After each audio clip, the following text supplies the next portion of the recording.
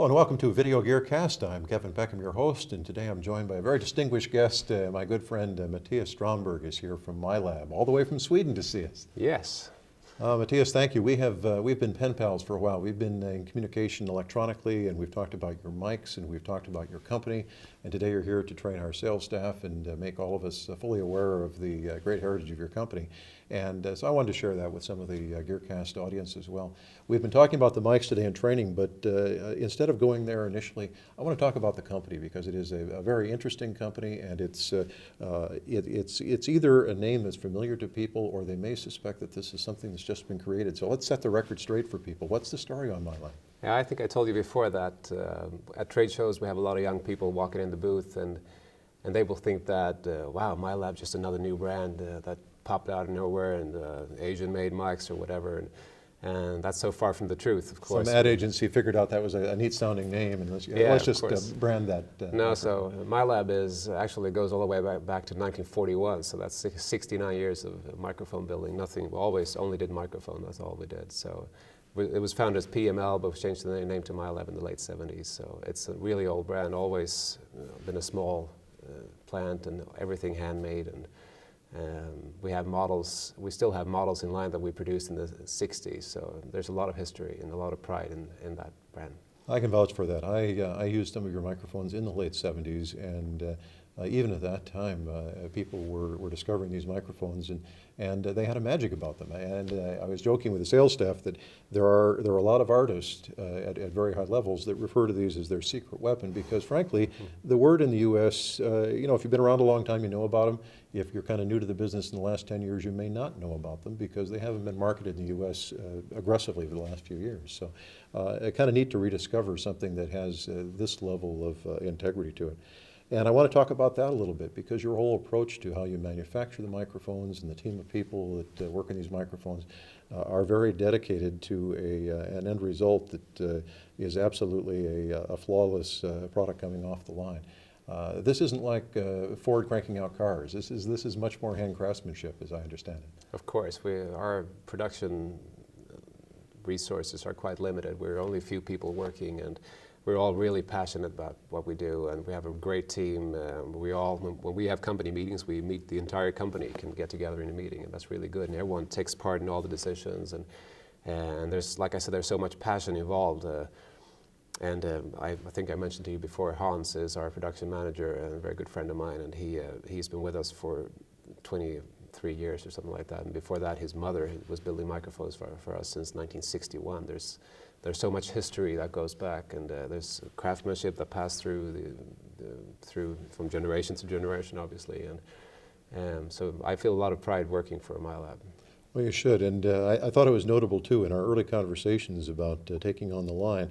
Most companies are busy trying to impress us with the breadth of their large plant and their large staff. It was quite the other way around. You wanted to make sure that we understood that you were a small company, and instead of being concerned that we sell 10 or 12,000 of these every year, it was more along the lines of, well, you have to understand now, don't sell too many of these because we can't make them quite all that fast. So there was actually an expression of concern that opening up the U.S. marketplace might overtax the factory at some point. So I thought that was interesting. That's true. That's one of the reasons we've been out of the U.S. for a while, because we didn't really dare to go into the U.S. market and be too successful because we just couldn't handle it. And then, of course, if you go in there and you start marketing yourself and people order the mics and you can't deliver it, then you're just going to, like shooting your own foot, you say in Swedish, and so you just destroy for yourself. So we'd rather stay out until we feel that we're confident enough to handle and find the right partner, which we have now. So. Well, we appreciate it, and we're certainly enjoying the opportunity to get to know the microphones. And we're going to have you demonstrate some of the microphones and go through them individually so that on the website people can actually listen to some samples and learn about the microphones one by one. But before we do that, I certainly want to have them get a feel for this outstanding microphone. Tell us about the history of this, because you have some very stellar performers that claim this is their one and only microphone that they want to record with. So talk about this guy a little bit, the VIP 50. This is the VIP 50. That was by far the best known Milab model, and it's not a beautiful microphone, I will admit. I'll admit to that. It has a character though, and it has a cult following, and we released this in 1985. and it immediately struck gold. We had Michael Jackson do the vocals for the Dangerous album with this. Ray Charles personally called our distributor and ordered this and recorded at least 3 albums with it. I have a shot in the office with Manhattan Transfer huddled around this microphone. Tori Amos apparently had her personal microphone that she would carry around with her and bring it to the studios, or so I read. This also, if you Google the big internet forums for Milab, this is the model you will find the most. This is always the one that's pictured, yes. Yeah, this is what people remember. Well, your microphones are distinctive not only for their outward design, but also for these rectangular capsules, and that's an oddity that people discover as soon as they hold them up to the light, and they go, it doesn't look like other microphones. So how did that come about? That's an invention by our founder, Rune Rosander, who founded Milab. He invented that in 1959. And the theory was to lose the resonance frequencies that you have in circular membranes. But there are also other benefits from that that I'll go into later when we show the models. But it's worked well for us for more than 50 years. So that's the only large diaphragm mics we do, always rectangular membranes. So. Mattias, during the training you were telling an interesting story about the approach of the folks at the factory in building the microphones and drawing a correlation to the clothing worn in Lord of the Rings. I thought that was very interesting. Share that with us if you would. I will. I said as a performing musician, I think it matters how the microphones, how your gear is built. That's part of the performance.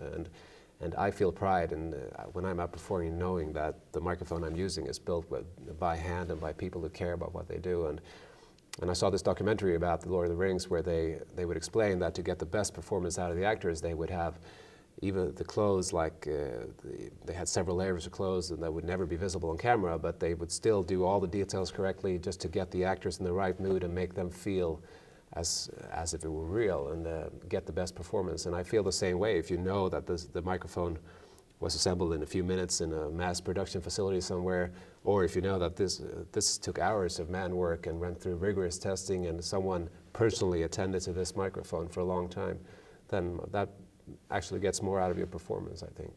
I think it does too, and that's where the magic comes from, because for most of us use these things, there is still magic to the instrument, and the fact that there are subtleties that we can appreciate from one microphone to the next, I think is one of the really wonderful things about using these instruments for recording.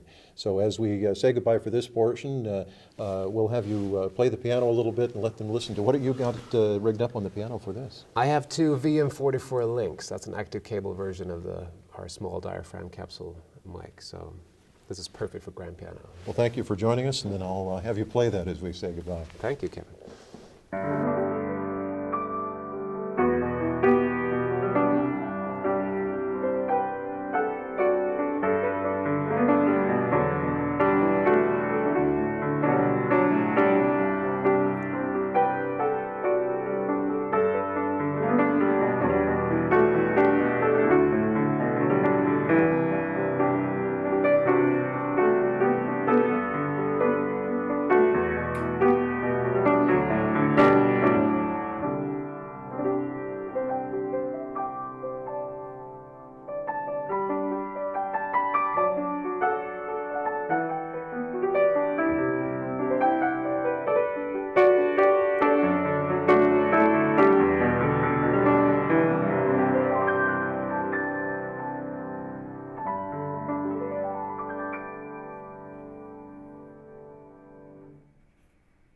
Thank you.